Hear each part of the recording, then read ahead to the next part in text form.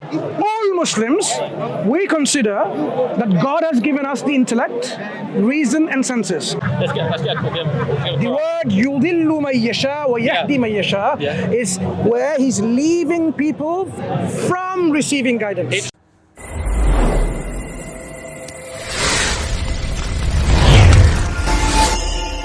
To attack my beliefs, okay? Well, you could have done it. What did I do to attack your beliefs? Well, you just call it just sensible people don't believe what you believe, okay? And I said sensible people don't believe the greatest man who ever lived would have a child bride. That does not necessarily refute what you said. That was not my. Wait. But, Are you saying? Wait. If you're going to be offensive, you give me liberty to be offensive back to your face. Khan, I didn't offend you. You didn't offend me. That's why I didn't offend you. I said a statement. Listen. Oh, did you get offended by my statement? I'm sorry. Are you happy now? You did both. Wait. Okay, hold on. If you found offensive what I said, sensible people would not believe in what you just said. If you found it to be offensive, I apologize. Are you happy? Good. So let me tell you what. Muslims, all Muslims, we consider that God has given us the intellect, reason and senses, in which we can differentiate between truth and falsehood, between nonsense and sense. So when God tells us, look, Almighty, not Almighty, worship Almighty and not Almighty, it makes sense to worship who is Almighty and sovereign and absolute. When God says, look, I am ever living, don't worship someone who is not ever living and everlasting. I would say, all Muslims would say, that's a sensible thing, because that is something that God has given us, a faculty of intellect and rationality in which we can appreciate that it makes sense. Why are we going to worship someone who is made or created and dies? Imagine God is a rat and someone had a barbecue and ate it, and that's the end of it. And people say, that's my God, I worship it. If you think sensible people can believe and worship that, let them do that. But as Muslims, we would say, that doesn't seem to be very sensible. Right, okay, you can say that's my perspective, but what I'm saying is, sense, what makes sense, what doesn't make sense, this is what we need to now understand. And that's why, in reality, we cannot affirm infinite can become finite and remain infinite. How is God omnipotent? Wait. No sensible person, whether they're mathematicians or philosophers or scientists, three categories of people. They can be both, one person can be both, but the three different categories of people: mathematicians, philosophers and scientists. None of them will agree with you, but they will agree with the Muslims by saying the infinite cannot become finite and still be infinite. Have you ever heard of George Cantor? No, tell me. George Cantor was a mathematician who lived in the 1800s. He found set theory, and through his mathematics, he discovered there are certain greater infinities. That were bigger than other. That were bigger and had larger sizes than other infinities. We know that, yeah. Which would imply infinities can be relative to certain other infinities, to certain greater infinities. Yeah. So can infinite plus infinite become finite? Sorry? Can you add infinite to infinite? Is it finite? Infinite plus infinite is infinite. Right. But do you have any mathematician, including Cantor, who says yes, it can be finite? Those are just the words. I don't know. Good, no problem. But why don't you go and ask anyone, philosopher, scientist, wait. Philosopher, scientist, mathematicians, anyone, whether you can have the infinite becoming finite and still remain infinite. But Cantor said you can have infinities that are smaller inside and will always be smaller in size. Yeah, we know it's common sense. To other common sense. To other infinities. It's not common sense. I'll tell you how it's common sense. Cantor was, I think, fired from his job. No one agreed with him at first. Let me tell you. Because it was so bizarre, his set theory, that almost no one agreed with him. Only later they came to agree with him. Common sense tells us that. But his mathematics proves some infinities are lesser in size to greater infinities, implying those infinities are relative to greater infinities. Listen, if you add 1 plus 2 plus 3 plus 4 and so on, right? Yeah. And if you add 2 plus 4 plus 6 plus 8, we know it's going to be bigger because any point of this infinite scale is always going to be bigger than the first one. So it doesn't matter how long you go, it's always going to be bigger than the first series. So if you have an infinite series of 1 plus 2 plus 3, just adding 1, and if you have a series where adding 2s, for example, you know, doesn't matter whatever time frame in that series you take, that second series is always going to be bigger. Common sense. You don't need to have a PhD in mathematics to understand that. I don't know how Cantor and the other friends of Cantor disagreed with him. But they did. Never mind. So we know that this is nothing to do with being infinite, being finite. So I'm telling you, wait. Can't. My point. Of infinity. I'm telling you, this is common sense. You can have So they're finite. So they're finite. Those, if they can never be bigger than the initial infinity, by counting in ones, they can never. They're be finite. They are finite by not being able to be equal or greater than other infinities. That series that goes on, 1 plus 2 plus 3 plus n, right? Yeah. That's an infinite series. It's not a finite series. Yes, the series is infinite, but in terms of its like its numerical strength, it will always be less than the 1 plus the 1. I am agreeing with you. There is less and there is more, but it's nothing. A less and more is not synonymous to being finite. I would say it is because that less will never ever. You don't understand be mathematics. Equal. Then that less infinity will never be equal. Maybe you didn't have mathematics in your A level as well. That less infinity will never be. You're attacking me now, but never mind. But that less. Did you study mathematics? Your implication was to attack. I'm not going to answer that. Did you study mathematics? That less infinity will not be equal. Because I made a statement. Now let me try to support my statement. Did you study mathematics? What's your intention behind this question? Because you did not understand the basic principles of maths. So did you study mathematics? A level, no. Good. But finite. That's the problem. I'm going by the common sense because you know. No, you're not going by common sense. No, hold on. Common sense will tell you when a series doesn't end, it's not a finite series. When we're talking about whether God could be finite and infinite and finite at the same time, we were using the common sense understandings of the term finite and infinite. Okay. What is the common sense understanding? We were not going by the mathematical. What is the common sense understanding? We were not going by the mathematical understandings of finite and infinite. So yes, perhaps my picture of finite, the candles of fitness, may not be mathematical. What is the common sense understanding of finite? But it's common sense. What is the common sense understanding of finite and common sense understanding of infinite? Infinite is unlimited, finite is limited. So God's life goes forever and forever, like infinite life, or God has a finite life in which it ends? Sorry? God's life. Do you believe God's life is where it just ends at some point, or it just goes forever and forever and forever? God's in his divine nature. God by his divine nature, he goes on forever and ever and ever. When he took on man in the second person of the Trinity, his humanity died. His life. What happened to his life? Let me explain. His humanity died, but his pre-incarnate divine nature still lived, and that humanity that died was still in union. What happened with to the his pre-incarnate life? divine nature. Divine life. His divine life still remained. Right. So the divine life still remain infinite. Yes. Forever. Yes. Everlasting life. Yes. So he never became less than everlasting. Yes. So God, in his divine realm, is always absolute and perfect. Yes. Right. So he's never ignorant. He's never limited in his majesty. Yes. Yeah. Right. I've never agreed with you. But you believe when he leaves this divine realm and comes down as a human, he takes in a human form or a form of an animal or a form of a tree or a form of a fish, for example. At that point, what happens? Is he still fully divine, or has he limited his divinity? He's fully God, fully man. By being fully man, he limits his access to his divine attributes. So if he becomes a rat, so he's a fully rat and a fully divine. God never became a rat. No. If he became a rat, because hypothetically he became a human. But actually, it's a nonsensical question. He became a human according to you. When I ask you a question, can God lie? You say that's a nonsensical question. Because? Because it's not within God. Because according to you, it is not within God's nature to lie. Why is it impossible for God to become a rat in your belief? Sorry? Why is it against God's nature or impossible for him to become a rat? It's impossible. God. Or against his nature to become a rat? Because, I mean, by conviction of the Holy Spirit, a rat is a disgusting thing. It's not created in the image of God. By not being created in the image of God, that makes it.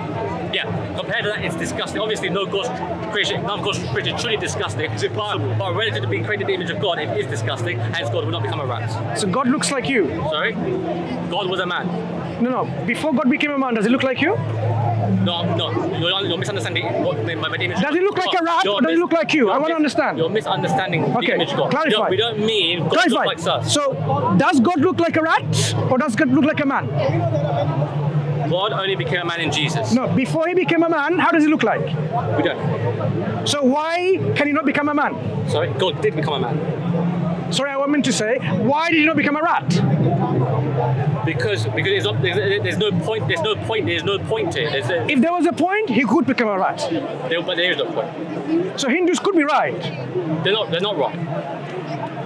There's no point. I said to you, there's no point. How do you know there was no point? There's no. Do you speak for God? There's no point for God. Well, the Holy Spirit is in me and it's in Christians, and none of the church has ever stated that God is coming. There is no point because there's no purpose to serve. Okay, my final question to you. Give me. Answer my question. God, you ask question. My question would be: think about it, I'll answer your question first. Okay. My question would be this: give me the falsification test for Christianity. That how can I know for sure Christianity is false? I'll do that. What's your question? Okay, my question is... This is the last question, by the way, then we'll end this conversation. Sure. Quran 4:15. So you say God is the source of all truth. God cannot lie. I never said that. You misrepresent again now my belief. God will not lie. You misrepresent my belief again. You said God. It is not in God's nature to lie. I said God is the source of all it truth. doesn't befit the majesty of God. It is not within His nature to lie. So it's not about can and would. God is the source of it. God has never lied. God has never lied. Okay. God has never lied. You accept that? God has never lied. I disagree. Maybe Bible said God lied. According to you, God has never lied. According to Islam, God never lied. But according to Bible, maybe God lied. Okay. So, it's a different discussion. In the Quran 4:157, it says that they never killed and they never crucified him. It was just so made unto appear to them that way. God raised him up. My question is, why did God have to make it appear for Jesus to appear to be killed and crucified when God could have just saved him by raising him up? He didn't have to make it look like he was being killed on the cross to save Jesus. Yeah, God didn't make it look up, yeah? Well, that's what the Quran is. No, you're misunderstanding the Quran. You're misrepresenting. Hold on. Quran, Can I answer the question you've asked? The Quran says... Obviously, you've misunderstood it. Let me clarify. Well, Muslims have misunderstood. They say God may look like... I do not represent other Muslims. You speak to me and I will answer what I understand. Do you believe in ijma? Do you believe in ijma? There is no ijma at all that God made it appear to people to think that he was crucified. There is no such thing. So you misunderstood again. What I'll tell you is this. Imagine that, see that man passing over there? Look. See? That's Prince of Uganda. I understand. You understand? No. You can talk about it. We saw Prince of Uganda. And then later on we realized, we had a mistaken perception. We thought he was the Prince of Uganda, but he looked like Prince of Uganda, but he wasn't. So I was wrong in my perception when I looked at him, and I thought he was a Prince of Uganda. So what happened is, in this scenario, God didn't somehow force me to believe that this was Prince of Uganda. Me, with my perception, I mistakenly thought that you mistakenly thought that was Prince of Uganda, because you know Prince of Uganda looks like, and you thought, he looked like him. That was it. Our mistaken perception. So when God says, "Walakin shubbiha lahum," it appeared unto them so, means this is how they perceive the event that took place. So it is nothing to do with God making it appear to them, because this is all in a passive sense. If I say the door is open, who opened the door? Who opened the door? The door is open. Who opened the door? You have no clue, because that is what the Quran describes. It appeared to them so, meaning this perception they had is about he was crucified. Because what happened was, in reality, is there's a lot of things going on. People trying to capture him. Muslim people trying to then crucify him and so on. God did not want his Messiah to die an insulting death of disgust and criminal death, of a death of a rebel and the death of an insurgent, and who was being punished by the Romans as a common thief. God didn't want his noble messenger to be like that. This is really an insult to his prophet and messenger. That's why God, whatever they did, God saved him from their attacks and plans and plot. Now, it doesn't say in any way in the Quran that God made it to appear to them. People, they were wrong in their mistaken perception, just like people were wrong in the mistaken perception that they thought he was God, he was son of God, he was this, he was that. Let me ask a follow-up question.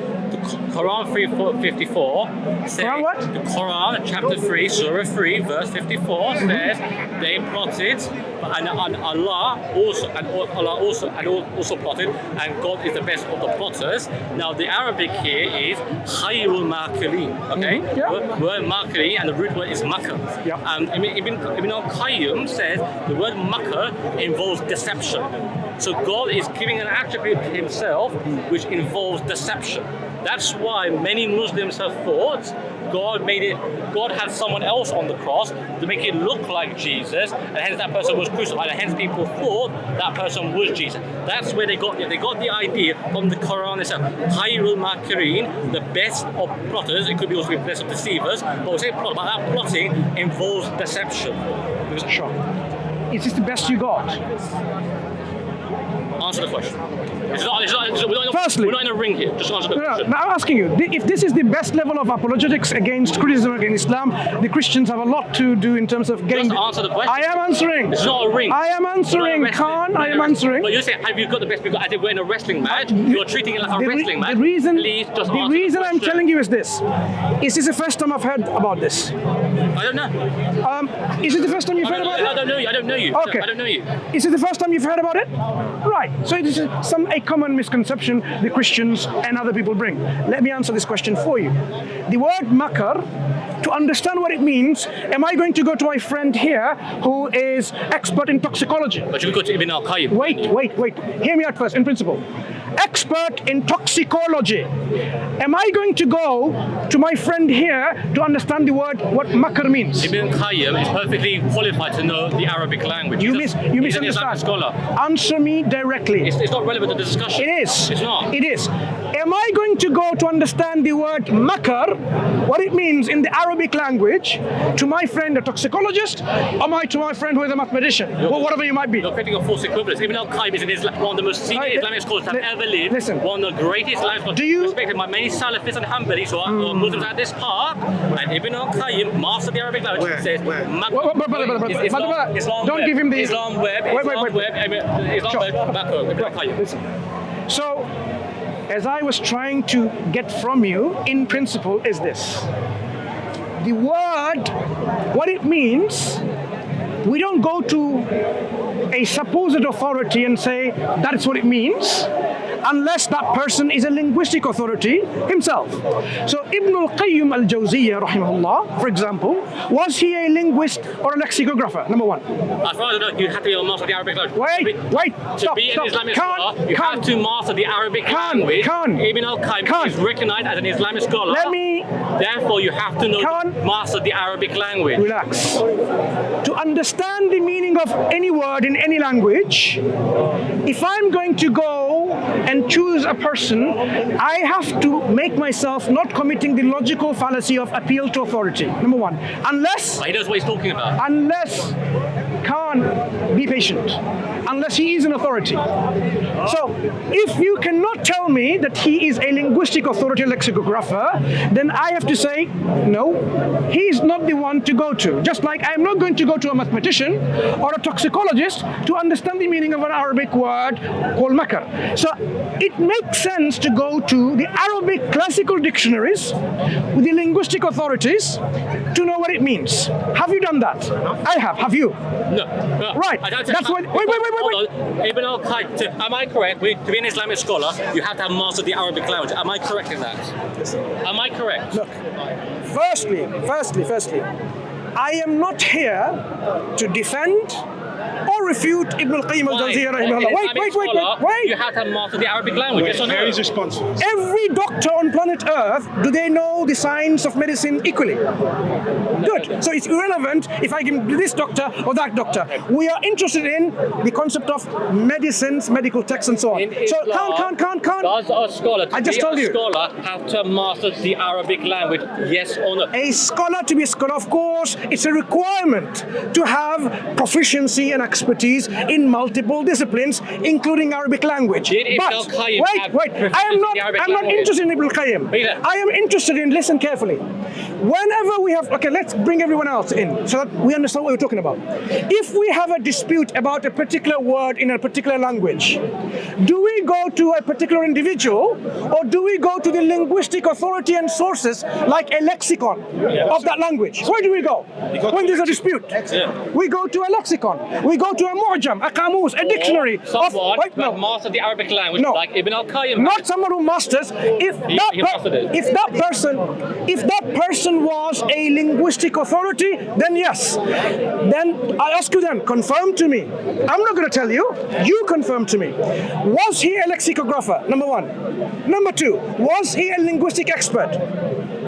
He was an expert in the Arabic language. He was an expert in the Arabic language. And that's what that's needed. It's not needed to be a lexicographer. That's where. He's an expert in That's the Arabic where. language. That's He's where. an expert in the Arabic language. That's where. Okay, now let me tell you what. Irrespective of what you bring, I'm sure he knew Arabic than you. yeah, of course he did. me. Of course he did. Yeah. And I'm sure you misunderstood him. No, you see, the word is deception. The word is deception. The Quran defines the word makar as well as the Arabic dictionaries. Just like the Arabic dictionaries define, makar is of two types. What are they? Arabic dictionaries define it. Classical, authoritative Arabic dictionaries define makar is of two types. What are they? Don't know. You don't know. Let me tell you. There are two types. One is praiseworthy and one is blameworthy. When you do something which is blameworthy, plots and so on to do bad thing, that's blameworthy. If you plot to kill someone, an innocent person, that's a blameworthy action. But if you plot to save an innocent person and destroy their plot to kill an innocent person, it's a blameworthy or praiseworthy action. Wait. I'll answer the question. Okay, it's a praiseworthy plotting. Wait, I've not finished yet. So Arabic language decline, makar is mazmoom or mamduh. Mazmoom or mamduh. Blameworthy and praiseworthy. Quran in another place talks about how Allah says al-makar as-sayyi, the evil plot. Now from the Quranic text that we understand, when the word evil is associated with makar, that's an evil plot. That means there are other plots from the text of the Quran itself which are not sayyi, evil. So that's why lexicographers have explained that when Allah does his plotting, he always totally dismantles and destroys the plots of evildoers, and that plot is always praiseworthy because what he's doing is a good action. So that is when the Quran says khayrul maqirin is the best of all plotters. The word plot doesn't necessarily signify Evil. deception. That's right. This is how Islam answers your question. Now, My question. I'm not finished. The Bible, on the other hand, depicts God to be a deceiver in multiple places. He sends a lying spirit so that they can believe in the lie. God of the Bible sends a lying spirit so that people can believe in the lie. That is a deception God has played. Is this a good thing or a bad thing? I'm not finished yet. No. And my question. Not topic. Let me give you. No, I want to establish. One second. You. So deception. Let's go to deception in the Bible. Okay, deception. Can I just ask a question? You can, but not there yet. What? Wait. Wait, you seem to have tried to make the Quranic description of Allah to be a deceiver, which we have clarified that No, he's you're not. not, because I have a step. Wait, you can question it, but so far we have clarified to you from the Arabic you haven't. language. No. You can ask, but I'm not finished yet. I am going to now. Does the praiseworthy Wait. makkah involve deception? Does the praiseworthy?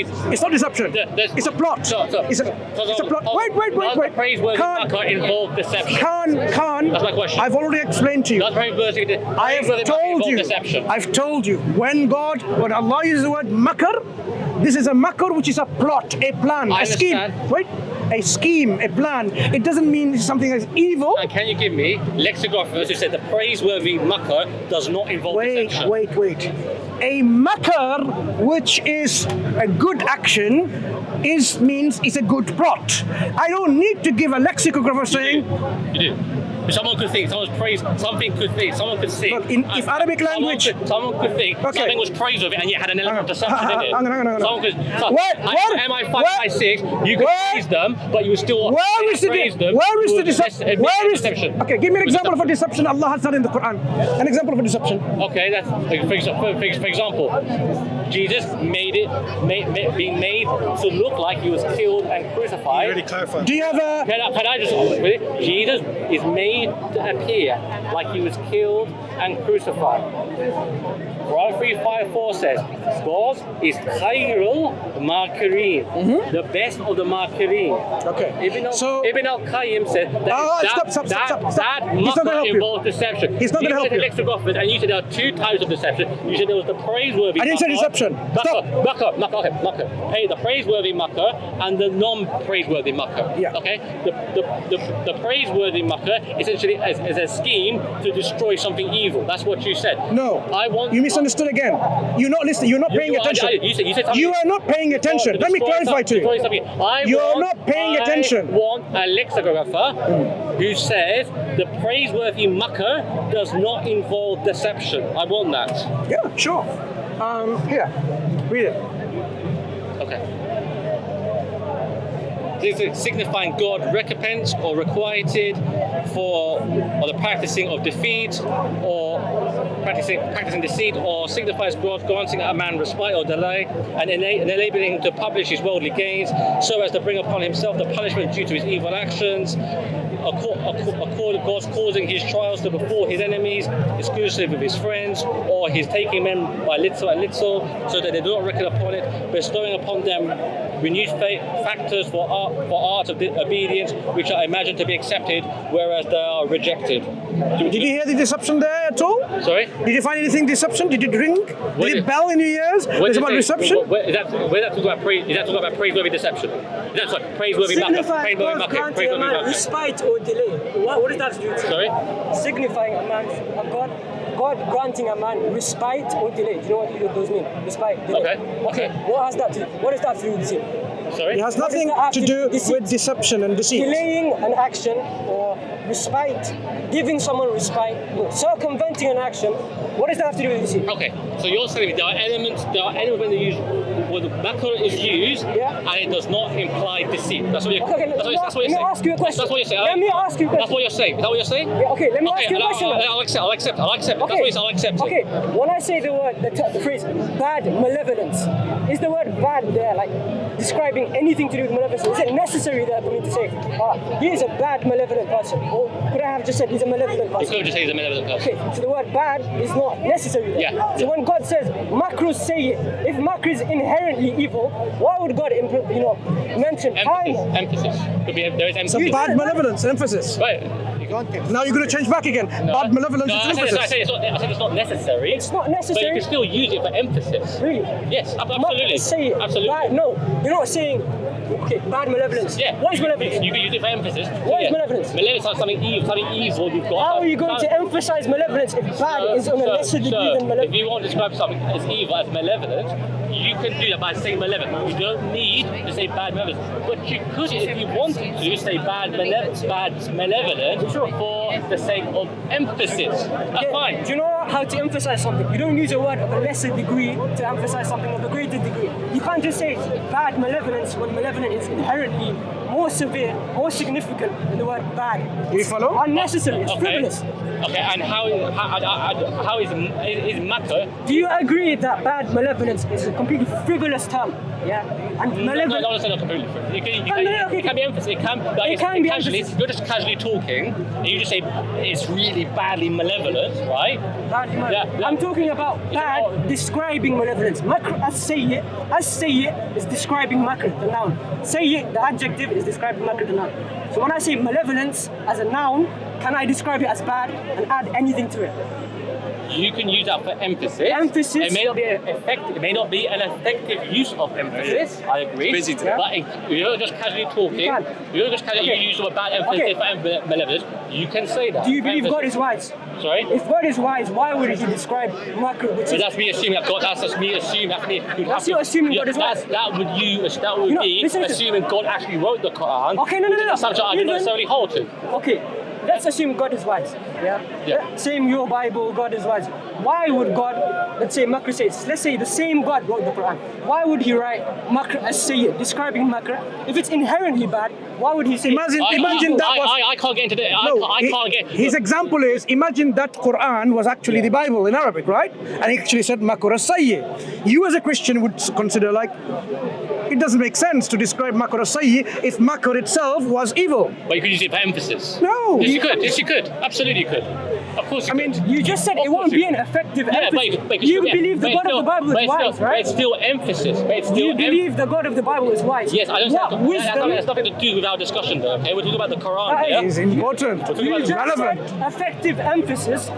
If you believe God is wise, do you think He's going to add, Humpty Dumpty sat on the wall in his Bible? That's Is He assuming gonna add God actually wrote the Quran. No, we're talking about the Bible here. We're talking about the Bible here. If makr sayyi appeared in the Bible, would you say the same thing?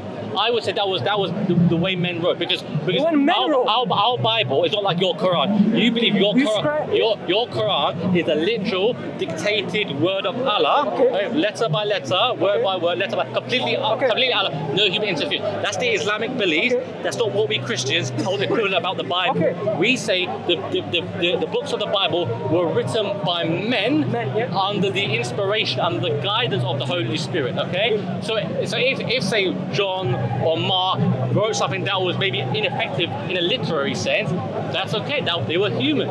They were human. That's fine. That's separate to the discussion. That's different for your Quran. So if your Quran, as you seem to be looking, has a literary ineffectiveness, that may be a problem for your faith, but it's not a problem for my faith. Look, there's a great problem for your faith with deception. I can give you a whole essay talking So let's talk about this here in the.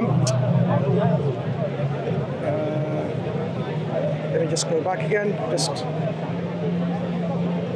I'll send a lying spirit upon them. Wait. Is that it?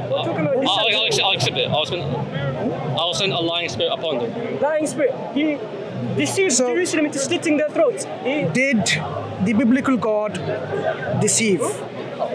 Potentially. I don't know the interpretations, but Fine. No problem. Accept that. Fine. Can I just explain what we believe? So in Islam, I understand God can mislead people if they are evil and misguided. Yes, God guides who He wills. Misrepresent again. Talk about your belief. Hold on. God guides who He wills.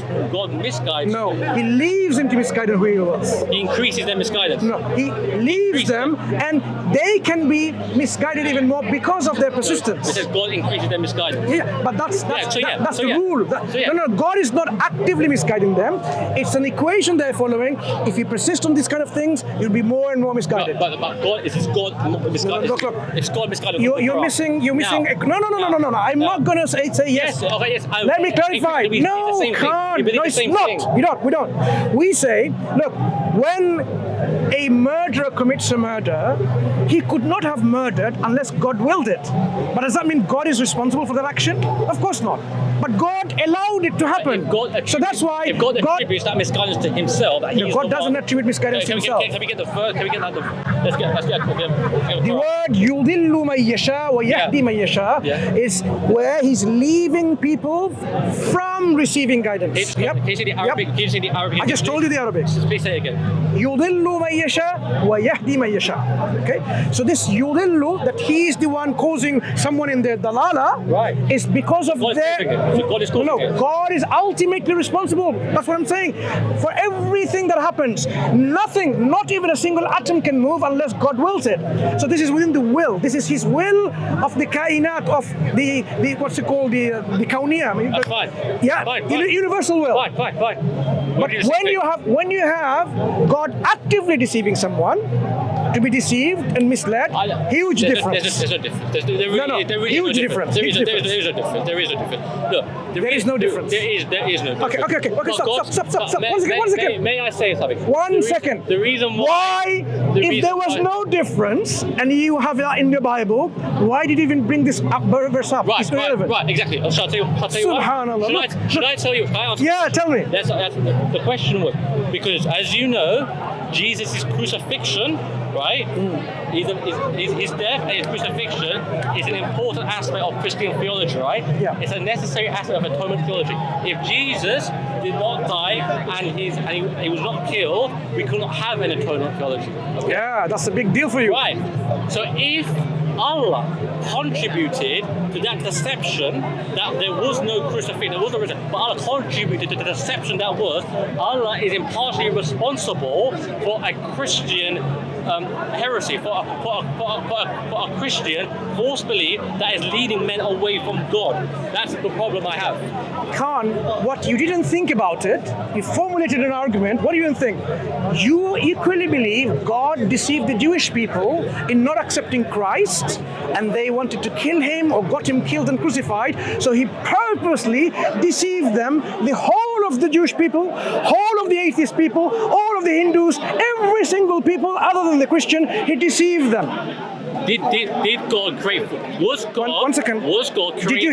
Did you hear what I just said? No, making a false equivalent. No, it's not. False equivalent. Let me tell you what you did understand. Your God had a direct role in the creation of a theology that was wrong. Your God did that. My God did not. My God was not actively involved in the creation of Islam, the Jewish people, or Hinduism, or Sikhism. Okay. It's different. The Jewish people didn't accept Christ being God. Yeah. Because they were hard-hearted. Oh, and who made them hard-hearted? It was God's will.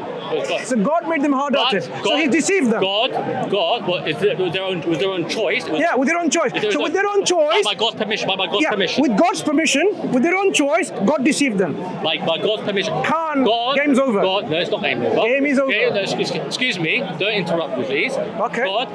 What is there to say anymore? Had no active role in creating rabbinic Judaism. God did not. Who did? God himself did not write the Talmud. Okay. God himself did not create the Sanhedrin post Jesus. Your God had a direct role in creating a necessary part of a theology that is complete misguidance. Do you see the problem? Do you see the problem? The problem I see is this. It's number one, not paying attention. Number two. Oh, so you're not paying attention. And number two, not paying attention. And number two, what we call selective memory lapse. I explained to you already the Quranic ayah in which walakin shubbiha lahum meant not God is the one making people to think that this is the crucifixion happening. Do not interrupt. God wasn't actively making people to believe that he wasn't crucified. It was people who themselves mistakenly perceived. Hang on. This is what the plot was. What? The plot was to kill him, but they did not kill him. Right? So God overturned that plot. It's not about God made sure, oh, now you believe that he was crucified. No, the opposite. Wait. He was killed. No. They wanted to kill him, but God is saying you could not kill him. Do you understand the point? And it was appeared. Wait. No. It wasn't appeared. No, there were people who did not use their perception correctly, and they And they, just like you are saying, the Jewish people did not use their perception correctly, and they thought Christ was not God. Am I to believe everyone, all the people, all the onlookers at Jesus' supposed crucifixion, all of them had some sort of mass hallucination that they thought it was Jesus, but it was not really Jesus, and I'm supposed to believe it's completely non-supernatural. That happened. How many people witnessed? That happened for entire naturalistic beings. How many people witnessed the so-called crucifixion?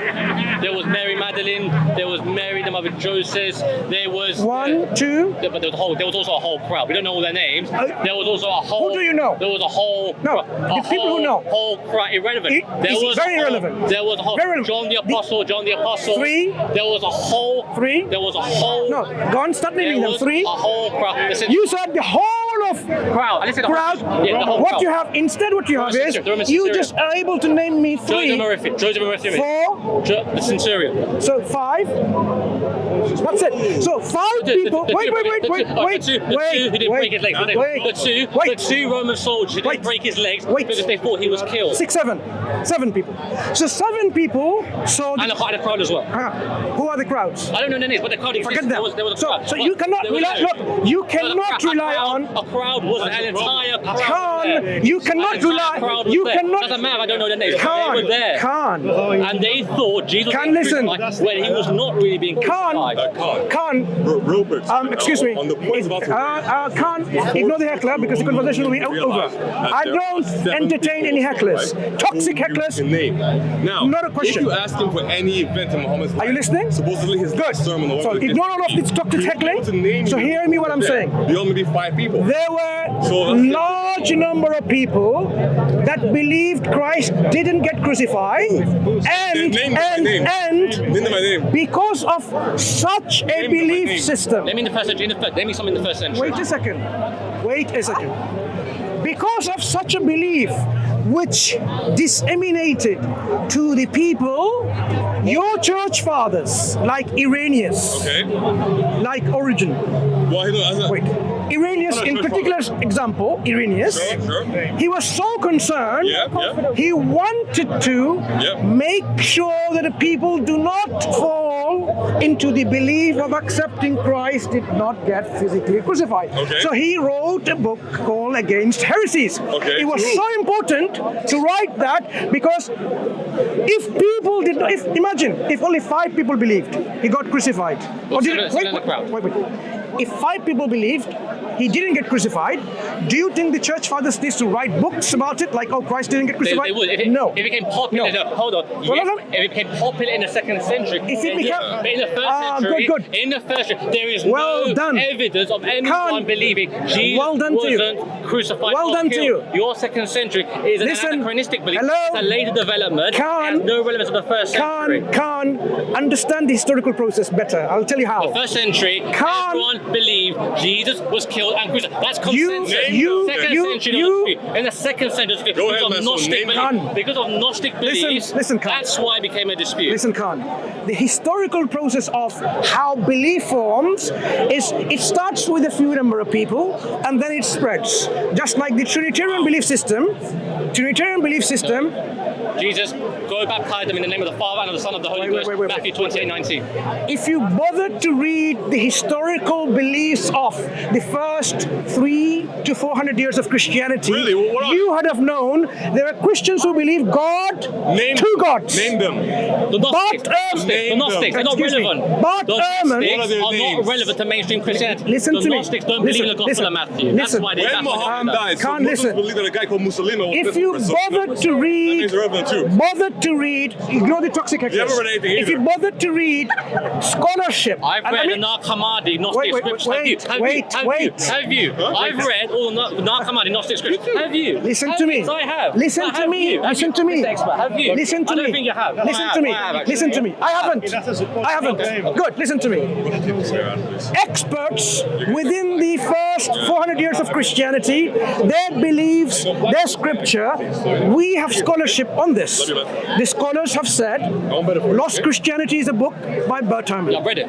Look, He describes in there, What are the names? there was no such thing as an Orthodox That's a Christianity. lie.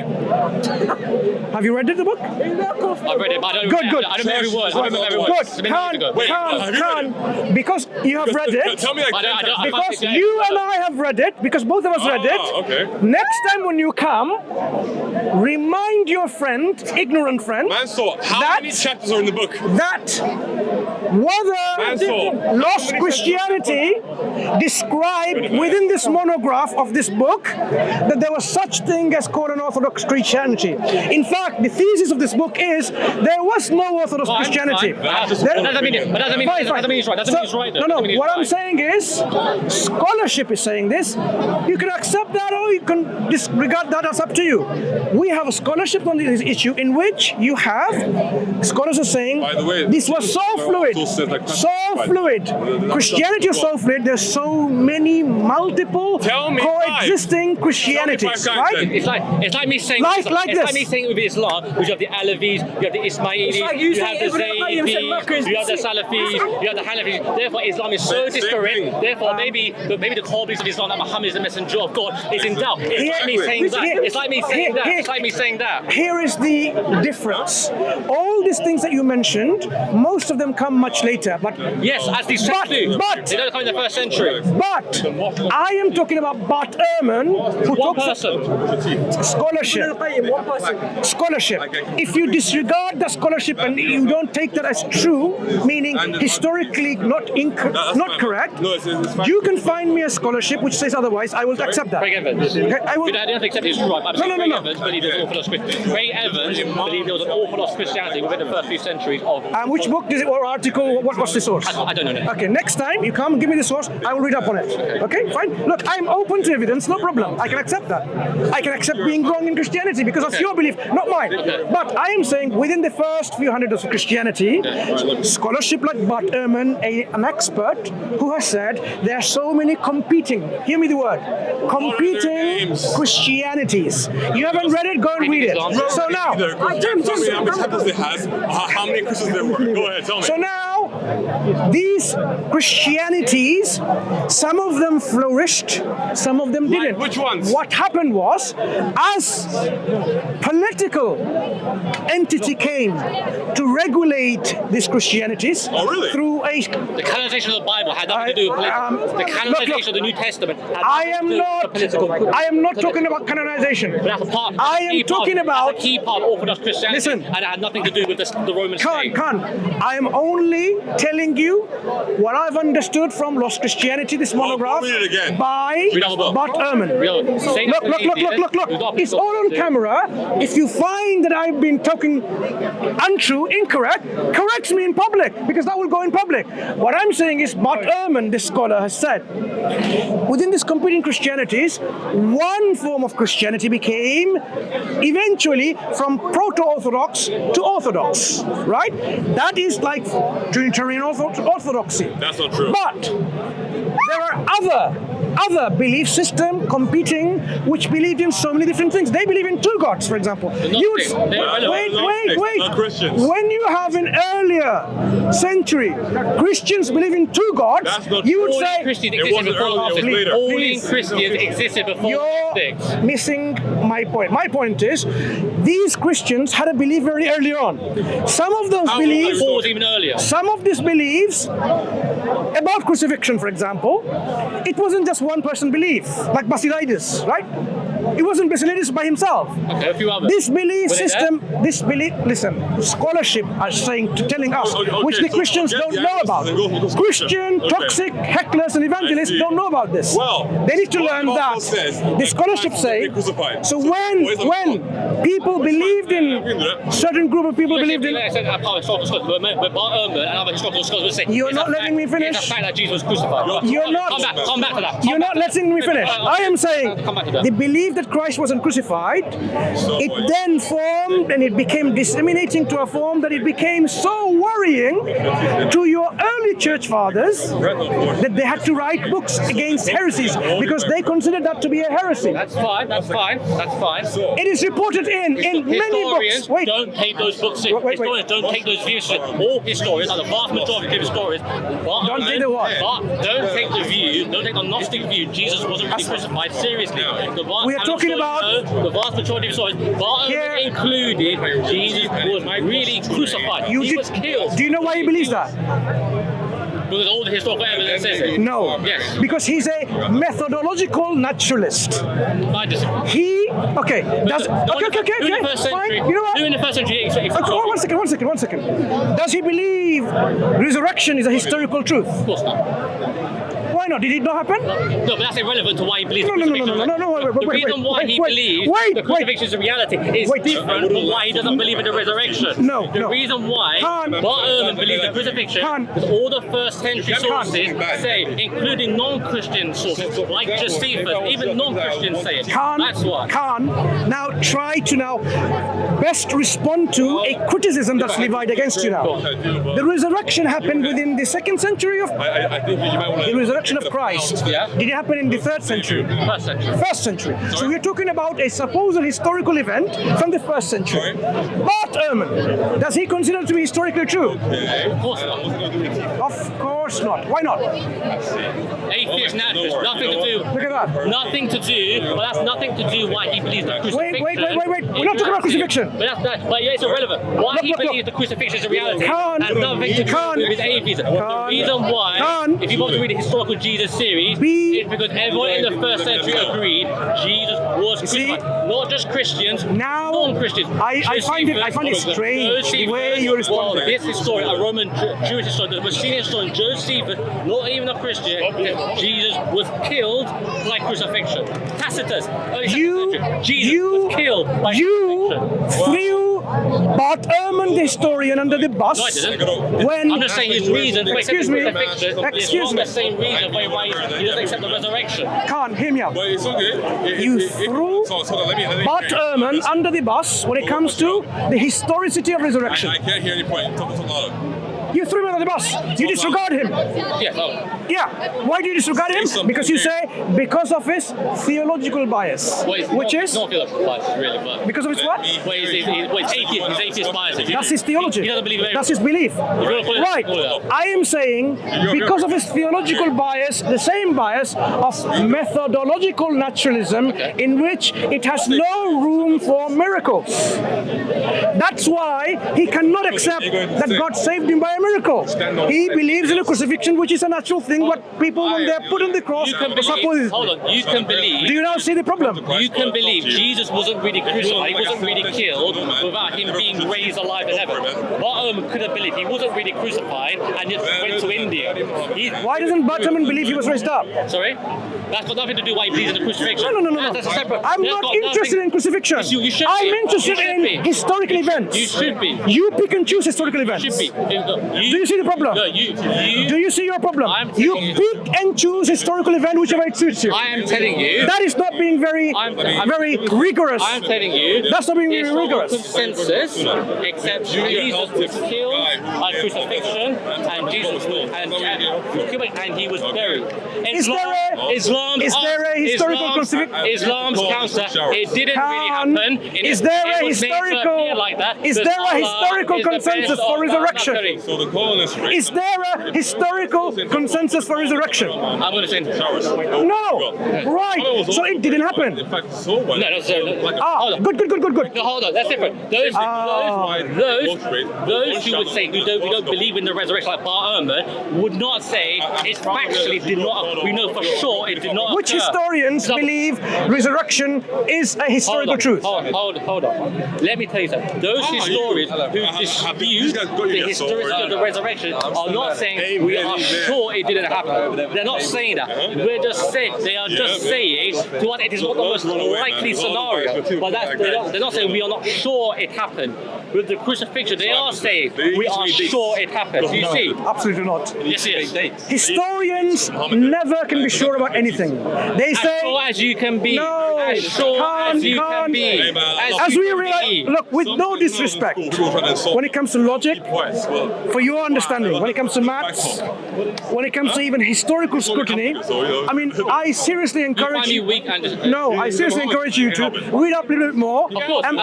No. I can read up more than I do.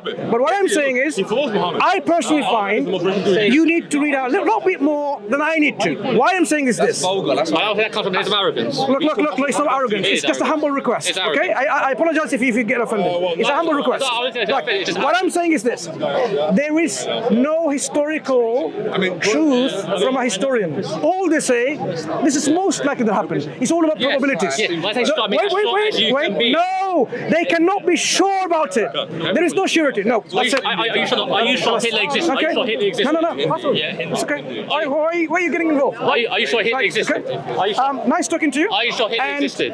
No. Are you sure Hitler existed? Look. Khan, we'll talk again. But what I would like you to ponder upon is something that we said about logic. What would you like to talk about? What would you like to talk about? No. Ponder on the things that we said about logic. Because you somehow have two different modus operandi in your head. When it comes to God, logic doesn't apply. When it comes to Christianity, logic doesn't apply. When it comes to Islam and Hinduism and atheism, logic applies. This kind of inconsistent approach is not healthy. May I ask you a question? I'm happy to talk again. Sure. Why don't you talk to Bob? I have spoken to him many times. I've debated him. Really? Wait. Let me tell you something. There is hardly anyone in the park that I haven't debated or spoken to. Would you talk again? Wait. We can talk again. Would you talk to Bob again? No. Wait. I'm not that scared. Why am I interested in Bob or Tom or Dick? Wait, one second. If you asked me, am I willing to speak to you again? I would say, I have not found. Wait.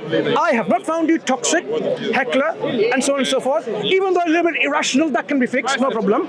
I can speak to you. But there are people that I have spoken. There is not a single people that you know that I haven't spoken to. Jay, your Hattuns and Bobs and Davids and Chris's and so on, spoken, and you know what I've discovered? Toxicity, insincerity, persistence of not answering the question.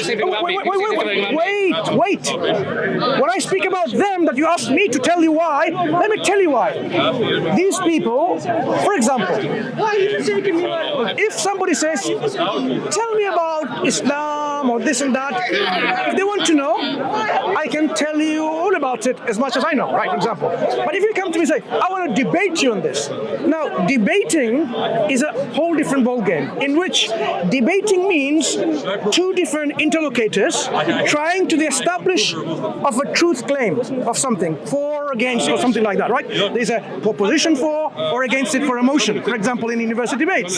So, for example, if I'm debating a position of Islam, you may come and say Islam is not true, and I may say Islam is true, and we debate on that. What that entails is, you and I both have a grounding, sufficient grounding, and knowledge on the subject matter in which we can debate and establish the opposite. For example, to your claim. If you believe Islam is false, I should be able to debunk your claim and to show Islam is actually not false, but true, and you likewise. You should have that ability. What I have shown and demonstrated, all your evangelists in the park, neither are they knowledgeable or are they able. Instead, they mock, they deceive, and there is no toxic. Heckling, persistence in not answering. For example, if I ask you a question once, twice, thrice, 5, 6, 7, 8 times, like I did to this guy called Chris, that debate was not about, do I know about Quranic manuscripts? I chose that topic because he wanted to debate me with it. I said, fine, you know what? Before I debate you on this topic, or any topic, let's establish whether you know about the subject. Then you can debate me, or debate anyone. So this debate was about establishing whether Chris knew about Quranic manuscripts, for example. Already carbon dating was the issue that brought up. I asked him 3 or 4 questions. 3, definitely. He answered none of them. And it was for 5 minutes, and it lasted for more than 1 hour. Someone who avoid answering questions, I asked again and again and again for 1 hour, and calls me an idiot. Me an idiot. And yet, later on comes and begs me, debate me, debate me. I would not waste my time with such an insincere, arrogant, stubborn, toxic individual who is ignorant to the core. Right, look. I give you an example of Chris. Look. I can tell him in his face, I'm not backbiting. If he comes in, I will tell him 100 times what I said, and that will be in public too. He can watch it.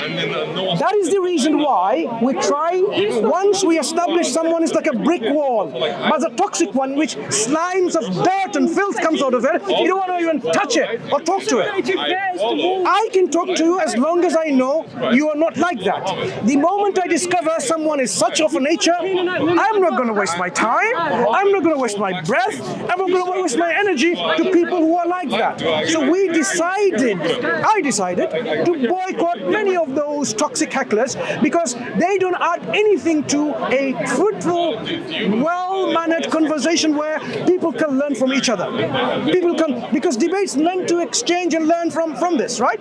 So because of these kind of things, we ignore these people.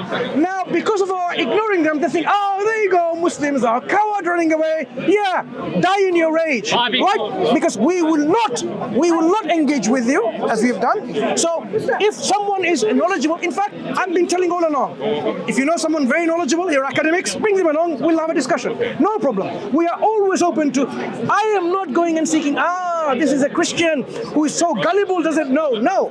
Often the time is, Christian comes in my discussion and they're trying to answer, as happened many times, right? Christian ladies comes along and interrupts my discussion. Or someone says, can I talk to this person?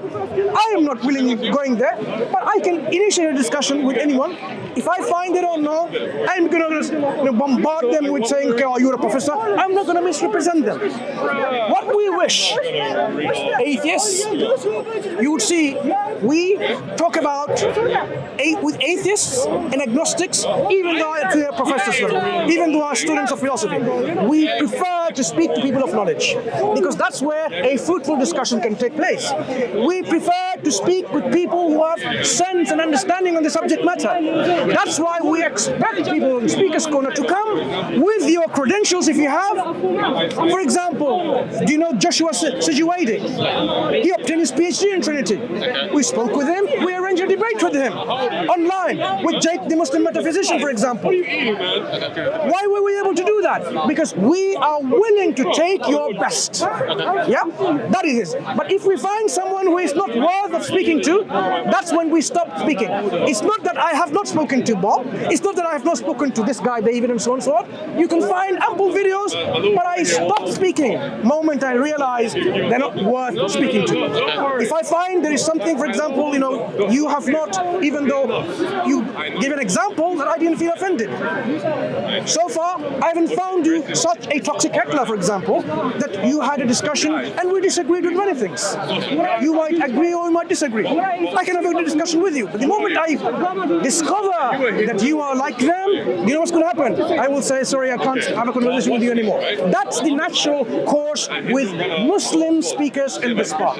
They decide willingly to forego any kind of discussion in which there will be no further benefit. It's not that we don't know. In fact, we love to have your experts, knowledgeable individuals to come and convey and have a discussion or arguments or debate with us, no problem. We are there for you. That means bring your best and we'll have a discussion. It's not that I'm purposely seeking, I know this guy doesn't know. No. Doesn't make sense. I've been called by multiple apologists insincere. I've been called aggressive. I mean, I would say I'm offensive to some Muslims. And you're still, It's their perception. And you're still willing to... No. My perception to you was that you need to brush up your certain basic facts about logic, maths, set theories, infinites, and so on. This is just common sense for everything.